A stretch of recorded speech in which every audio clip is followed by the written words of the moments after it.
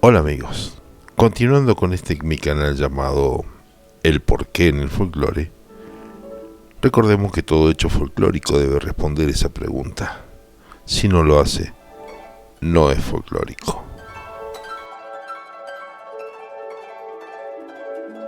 El tema de hoy: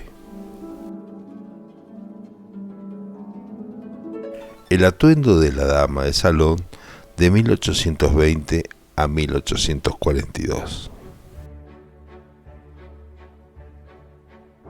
América eclosiona luego de 1820. La apertura comercial con el viejo mundo, el no estar supeditado solo a lo que nos llegaba de España, la revolución industrial en pleno auge europeo, comenzaba a sentirse entre las damas acaudaladas de Buenos Aires primero y luego entre las damas de las provincias argentinas, estas últimas muy limitadas aún por las comunicaciones terrestres que lo demoraban todo. Ya era popular en Europa el cambio cultural que aparecía en Alemania, donde el atuendo de la mujer explota sustancialmente. La cintura femenina se acentúa bajando el corte de la bata con la pollera. Aparece el miriñaque, también llamado crinolina o armador. El miriñaque consistía en una estructura ligera con aros de metal que mantenía huecas la falda de las damas, sin necesidad de utilizar para ello las múltiples capas de enaguas almidonadas, que había sido el método utilizado hasta ese entonces. El miriñaque fue originalmente una tela rígida con una trama de crin y una urdimbre de algodón o de lino. Apareció alrededor de 1830, pero luego se había convertido en una enagua muy amplia de estructura rígida, en forma de jaula con aros de acero, diseñada para sostener las enaguas y el vestido de la forma requerida. La gran impulsora y difusora en Europa de la crinolina fue la emperatriz Eugenia de Montijo, durante el Segundo Imperio Francés. Desde allí se introdujo a España, coincidiendo con el reinado de Isabel II, siendo denominada como miriñaque en la corte española, y se había utilizado anteriormente el tontillo. Es uno de los nombres que se le dio a un armazón interior para huecar las faldas. Estaba dotado con aros o ballenas para aumentar la apariencia del cuerpo femenino. Se vistió en la indumentaria femenina de los siglos XVII y XVIII. Para evitar mostrar las piernas por accidentes de viento, las damas solían llevar por debajo del miriñaque unos pantalones que llegaban hasta los tobillos, normalmente decorados con puntillas de encaje, que en ocasiones asomaban por debajo de la falda al sentarse, lo que era una señal de elegancia. En los últimos años de la década de 1850, el tamaño de las faldas se desmesuró tanto con el uso del miriñaque que impedía a dos mujeres entrar juntas en una habitación o sentarse en un mismo sofá, ya que la amplitud de las faldas lo impedían. En 1860, el miriñaque evolucionó aplastándose un poco por delante, pasando de una forma circular a otra ovalada, acumulando la crinolina en la parte de atrás, convirtiéndose en media crinolina, también llamado polizón, tema del que hablaré en un programa dedicado a esa época especialmente. La crinolina no era en absoluto una estructura completamente rígida e inamovible, pues se balanceaba hacia cualquiera de los lados con los movimientos de la mujer, y cualquier presión sobre una parte de la falda provocaba un movimiento completo de la misma. Sobre este se colocaba una amplia enagua de seda de color blanco con puntillas y volados que quedaban debajo de la pollera, confeccionadas con muchos metros de tela, utilizando el brocato de seda, el raso, el terciopelo, según la época estival. Calzaba zapatos con piezas de tafetán labrado de color, beige principalmente, unidas en el talón que adornaban bordados de seda, de taco carretel, confeccionados en cuero pasado por pespuntes de hilo de algodón del mismo color y de punta afilada. Madame Pompadour en Francia, que era muy bajita, impuso los tacones tan altos que la mujer aristocrática utilizaba en ocasiones y se llamaban chaspines, y se solían cargar de hilos de oro y terciopelo. La época romántica exaltó la figura femenina. Sus curvas se fueron marcando en la cintura y aparece el vestido de corte princesa, y los peinados se elevan nuevamente luego de la época imperio y se ornamentan con diademas y peinetas que fueron creciendo con el paso del tiempo, como para exaltar no solo la figura sino también la ostentación de la dama que lo llevaba. Llegó a la extravagancia que se muestran en museos, en revistas y caricaturas de la época que mostraban cómo podía levantar vuelo una dama ante una leve brisa. Esas publicaciones serían los memes de nuestra época cibernética.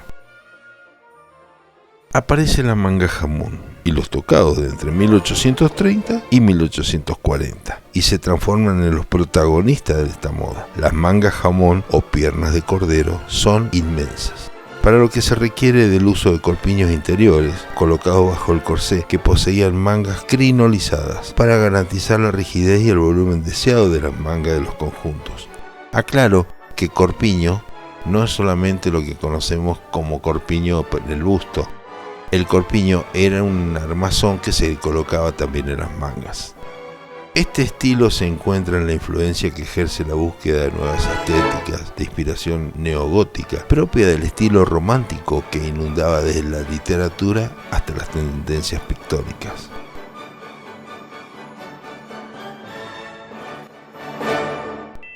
En el caso de la moda femenina, esta tendencia comienza a hacerse evidente a partir de 1825 y se prolonga hasta un poco más de 1840. De las mangas balón o globo propias de los vestidos del imperio, se pasa poco a poco también a definir una forma más voluminosa de estas, llegando a lo que muchos autores definen como manga jamón o pierna de cordero, por su morfología similar a estas partes de dichos animales. En inglés se definen como Ferisled, literalmente mangas boina, término que identifica a las variantes de las mangas. Podían ser cortas, largas o mangas transparentes con mucho volumen colocadas sobre una manga globo o balón. El denominador común era, por supuesto, el volumen. Y para lograrlo se recurría a varias opciones. O un relleno atado al brazo como parte de las prendas interiores, a los corpiños llevados bajo el corsé que poseían mangas globos crinolizadas. Para acentuar aún más el volumen de las mangas, se pone de moda agregar sobre ellas una especie de media manga o pieza que salen del hombro y caen sobre la abultada manga. Nos referimos a lo que se denominó como jockey, algo que podemos observar en los figurines de la época y en el retrato de Juliette von Boina en 1832, en el que se observa dicha pieza confeccionada en el mismo traje que rodea el escote. Pero lo que realmente caracteriza la silueta femenina de esos años no es solamente la forma de las mangas, sino el lugar donde la ubican, mucho más abajo del hombro natural. A pesar de la revalorización que se realiza de los sentimientos y el papel de la mujer, para los románticos, la naturaleza femenina era concebida como abnegada, dulce, delicada, sensible, sumisa, prudente, débil, agradable, obsequiosa.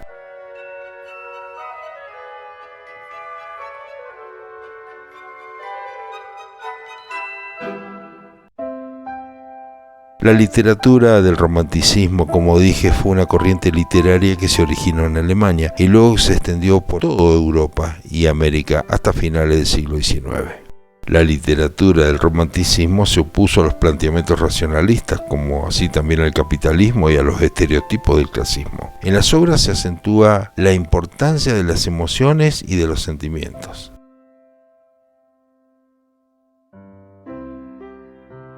Exponía un rechazo a la razón, por lo que imperaba la creatividad, la pasión e imaginación. Se imponía la originalidad. Se destacaron los temas históricos, preindustriales, nacionalistas y tradicionales. Las obras exponían un gusto por los temas misteriosos. Los autores eran idealizados y sus obras nacían de la inspiración propia y sin la necesidad de una solicitud anterior. Durante el romanticismo hubo oposición a profesionalizar la creación artística, cultivó el género poético y narrativo. Se presentaba una visión idealista en la cual el ser humano siempre estaba en la búsqueda de la libertad y de lo romántico. Los temas destacados eran el amor, la muerte, la naturaleza, las ruinas, lo tradicional, la libertad y el desengaño.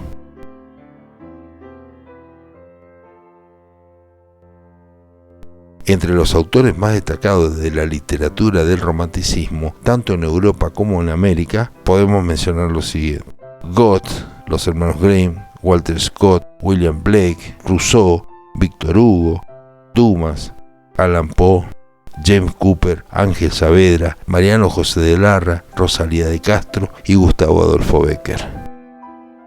Entre los autores latinoamericanos se destacan Manuel Acuña y Manuel María Flores de México, José María de Heredia y José Martí de Cuba, Esteban Echeverría y Domingo Faustino Sarmiento en la Argentina. No obstante, el periodo de la literatura del romanticismo en España fue tardío y breve. Tuvo su mayor influencia en 1835. En Latinoamérica, por su parte, el romanticismo se caracterizó por reseñar su pasado histórico y naturaleza propia del país. Queda plasmada la imagen deseada del ideal femenino, y en ese estereotipo la fragilidad era algo esencial de la mujer. Por ello, su silueta debía apoyar dicho ideal, y la fortaleza que brinda la imagen de unos hombros destacados debía ser anulada colocando las abultadas mangas más abajo, creando así el efecto de los hombros caídos. Ya fuera consciente o no de ello, la realidad es que durante casi 20 años la mujer se vistió con esas abultadas y exageradas mangas, aplicándose toda la fantasía en ellas. La manga jamón desaparece hacia 1840, pero sus absurdas dimensiones e incómoda forma se reincorpora décadas después, pasando a formar parte de la moda de finales del siglo XIX, justo antes de inaugurarse el nuevo siglo. Aparece el vestido lánguido. Caen sus peinados para pender a los lados de la cabeza femenina como orejas de perro, y la hinchazón de los bíceps se desploma hacia los antebrazos para babear indolentemente.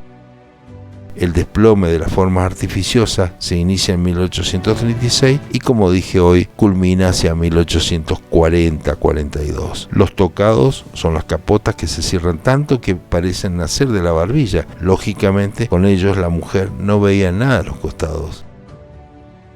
Aparece un traje sencillo, sobrio, de mangas y corpiños ajustados a la anatomía femenina. Incluso se rincona la crinolina y la falda, que cae apenas abultada por el frunce de la cintura, dibujando una parábola ojival.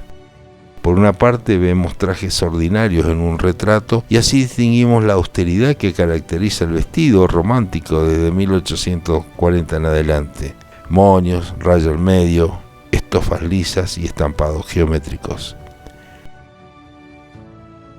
La joven en el piano muestra jockeys adornados en el hombro en una pintura de José Espart de la familia Flaquer en Madrid, en el Museo del Romanticismo. El traje está caracterizado por el uso invariable de los tejidos lisos, rayas o cuadros. Los corpiños se cortan apretados al torso y ha desaparecido los fichús de los escotes.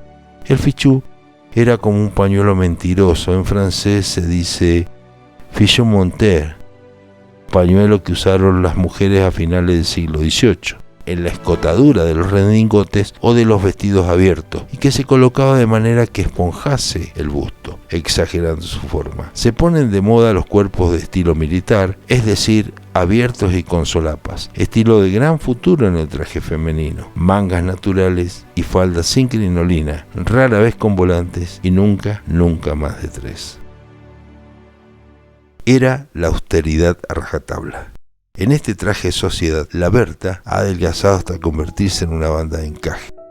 Lo vemos aquí en Esquivel, señora de Mendizábal, en 1843. La Berta era una voz formada por el francés Berthe, atestiguada en esta época al menos como de un encaje que se pone sobre un escote o un cuerpo. Aparecen los sobretodos, los chaquetones y los chales, y se confeccionan prendas de aspecto muy funcional. Bajo la influencia de la moda inglesa, la silueta femenina se simplifica. El vestido del día elimina los accesorios demasiado brillantes para mantener solo lo esencial, dando una apariencia austera.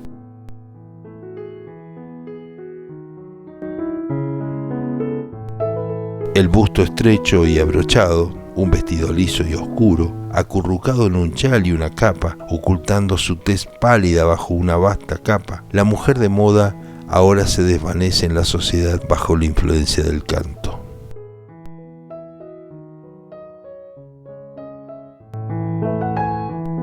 En el peinado se usan indiferentemente diademas planas o inglesas, sacacorchos que caen sobre los hombros. En el vestido de noche lleva el escote grande, volantes y cintas de encaje con miriñaque, flores y joyas en profusión.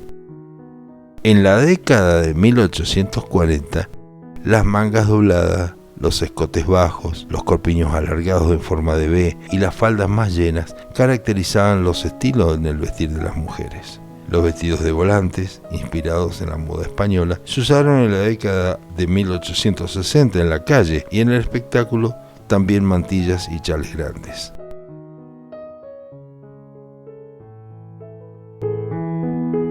Las botas con cordones comienzan a aparecer. El corsé aplana el cofre, alarga y adelgaza la cintura. Por la noche, las mujeres ponen generosamente su pecho y hombros. Los adornos en los vestidos todavía eran limitados en 1840, quizá algunos bordados, pliegues y más pliegues en la cintura. Con el tiempo, sin embargo, la superficie en forma de encaje y volantes volvió a aumentar. Los hombros eran estrechos y las medias mangas terminaban en puños de encaje. Al comienzo de la década de 1850, los lados de los corpiños se detuvieron en la cintura natural y se encontraron en un punto en el frente, de acuerdo con el corsé, de huesos fuertes y de líneas de costura en el corpiño también. La popular cintura baja y estrecha se acentuó así.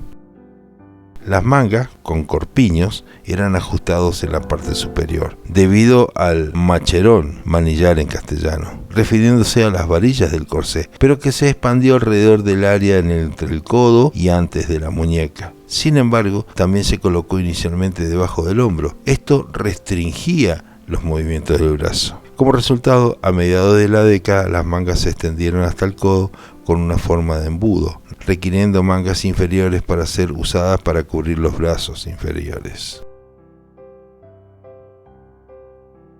Estos cambios de moda, dispuestos por Inglaterra, Francia y España, llegan a Buenos Aires y rápidamente las damas de la alta sociedad iban adaptándose a las modas para no ser menos que sus pares europeos, pero aún así siempre estaban un poco atrasadas, tanto en el cambio climático como por las distancias. Como pueden apreciar, en las postrimerías de 1850 hay apariciones que surgen de antaño y vuelven a ser moda, así el corset odiado por Napoleón, los botines acordonados, luego el miriñá que se transforma y en Argentina tuvo un pasaje muy corto, pero estos son temas que desarrollaré en otro programa, dada la amplitud de los detalles que deseo dar a conocer. Por último, someramente mencioné el peinetón, y será este próximamente un tema en especial donde veremos los detalles de este gran accesorio.